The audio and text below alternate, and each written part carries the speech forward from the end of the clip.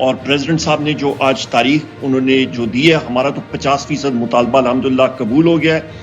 Election commission को fill four supreme court को implement कराना चाहिए। आप मुतमईन है जिस अंदाज से उन्होंने लेटर लिखा है, या आप भी समझते हैं कि इससे ज्यादा बेहतर लेटर लिखा जा सकता था? मिसाल देखिए, आपने वो चीज करनी है जो कि प्रैक्टिकली पॉसिबल है। सदर साहब इस मतलब उनके पास जो इख्तियार है, उन्होंने सजेस्ट कर दिया तारीख, अभी उसको इम्प्लीमेंट कराना वो सुप्रीम कोर्ट का काम है। वजह क्योंकि इलेक्शन कमीशन एक चीज पे डटी हुई है कि नहीं मैं तारीख दूंगा।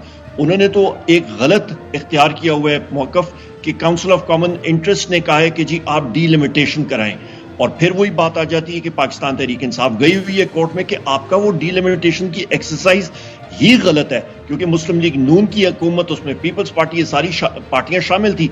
उस वक्त उनको क्यों नहीं होश आई जिस वक्त ये सारी एक्सरसाइज हो रही थी सेंसस की, उस वक्त कराते ना। 1 साल क्या करते रहे। सो लिहाजा अभी तो पीपल्स पार्टी को भी होश आ गई है कि जी हमें आगे इलेक्शन जो है डीलिमिटेशंस के बगैर होने चाहिए। ये बात हो गई जिस पर आप कमेंट तो करें। वैसे आप इस वक्त पीटीआई के रुए रवा हैं, जाहिर चूंकि चेयरमैन साहब अंदर है इसलिए, और बाकी वाइस चेयरमैन वगैरह भी। ये पीपल्स पार्टी ने जो अचानक, ये आप इसको कैसे रीड करते हैं? इस पर कह रहे हैं कि बिलावल नहीं जी इलेक्शन चाहिए, तारीख दो, जल्दी तारीख दो। ये क्या हुआ है पीपल्स पार्टी को अचानक आपके ख्याल में? उनसे पूछे उनसे क्या हुआ है, देर है दुरुस्त है। उनको जमहूरियत का भी ख्याल आ गया, अच्छी बात है, जमहूरियत का आप वेलकम करते हैं पीपल्स पार्टी के इस स्टांस को? बिकॉज ऑफ व्हाटएवर रीजन, किसी को जो भी शख्स हमारे इस 1 पॉइंट एजेंडा पे हमारे साथ खड़ा है, हम उसको वेलकम करेंगे। हमारा एजेंडा क्या है? 90 दिन के अंदर अंदर वसीम बदामी साहब इलेक्शन, और फ्री एंड फेयर इलेक्शन हो। उस पे जो पार्टी सामने आए, अवाम की वोट है, 1 मैन 1 वोट, 1 वुमन 1 वोट।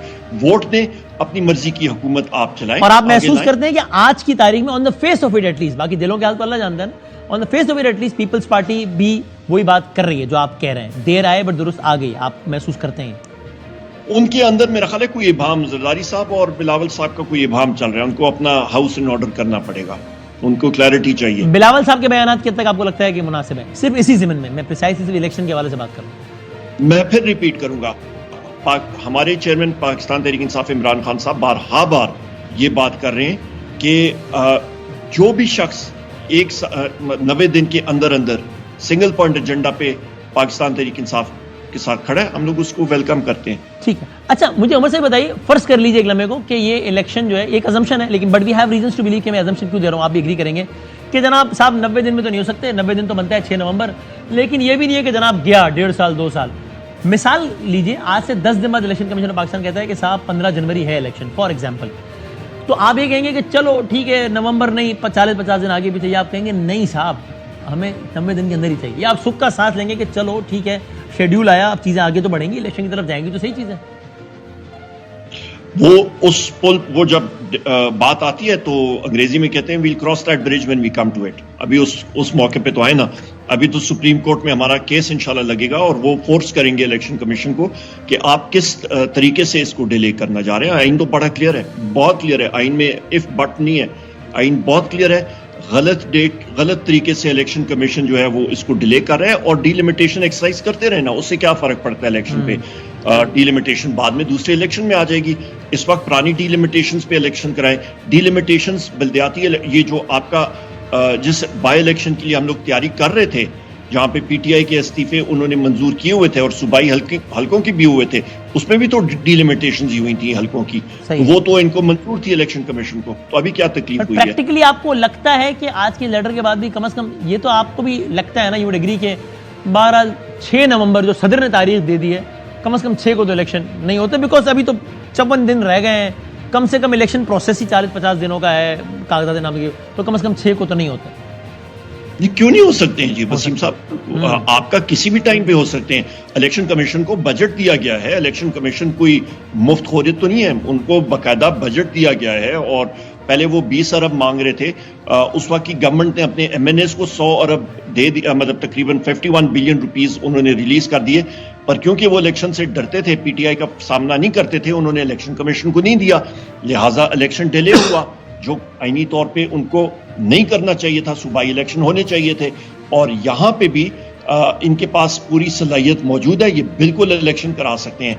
1 महीने के अंदर अंदर इलेक्शन हो सकता है। और आपको इस ज़मीन में, ठीक है आपने जवाब दे दिया इसका, और आपको इस ज़मीन में कुछ शिकवा कह लीजिए अदालत से भी है। अभी जब मैं आपसे बात कर रहा हूं तब बंदियाल साहब अपनी चीफ जस्टिस के ओहदे की ज़ाहिर मुद्दत ख़त्म करने जा रहे हैं अगले 48 घंटों में।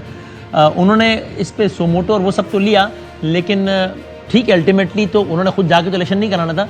लेकिन फिर हमने ये भी नहीं सुना कि जनाब हमने ये तारीख दी है, आपने नहीं किया तो आप तौहीन अदालत के मुर्तकब हो गए, मुअत्तल, ऐसा किसी के खिलाफ एक्शन भी नहीं देखा।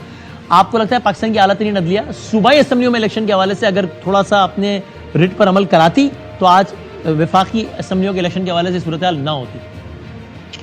बिल्कुल आप दुरुस्त कह रहे हैं, और उस पर मैं एक स्टेप फर्दर जाऊंगा कि जो सुप्रीम कोर्ट का डिसीजन भी आया है वो दर हकीकत चीफ इलेक्शन कमिश्नर और इलेक्शन कमीशन के खिलाफ एक चार्जशीट है।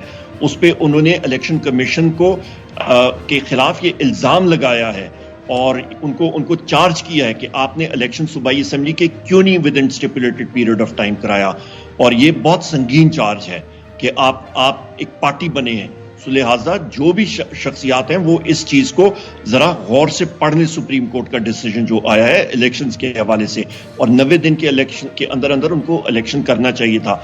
और अभी भी मैं फिर रिपीट इस प्रोग्राम से पहले आपसे मुख्तसरन बात हुई कि जिस कायदा कानून है, कायदा कानून या उमर अयूब फॉलो करेगा या वसीम बदामी साहब फॉलो करेंगे, एक डिसीजन आपके फेवर में आएगा, 2 डिसीजन उमर अयूब के खिलाफ आ जाएंगे, पर ओवरऑल कायदा कानून और आइन और रूल ऑफ लॉ आगे बढ़ता रहेगा।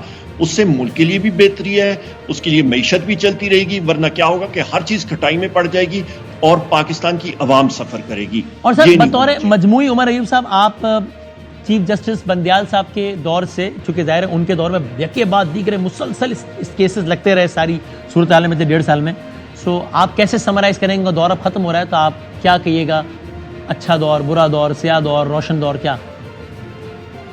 इनडिफरेंट। उनके कई फैसले ठीक हैं, कई उनके मतलब अभी वो चीफ जस्टिस भी हैं, जा रहे हैं, so I would not like to comment कि किस तरह का दौर, पर वो बेहतरी हो सकती थी। हर चीज़ में बेहतरी के मतलब गुंजाइश वो होती है, बेहतर कर सकते थे, बिलखसूस जहाँ पे वो स्टैंड ले लेते और कहते कि नहीं सूबाई असम्बली के इलेक्शंस कायदे कानून के मुताबिक होने चाहिए थे।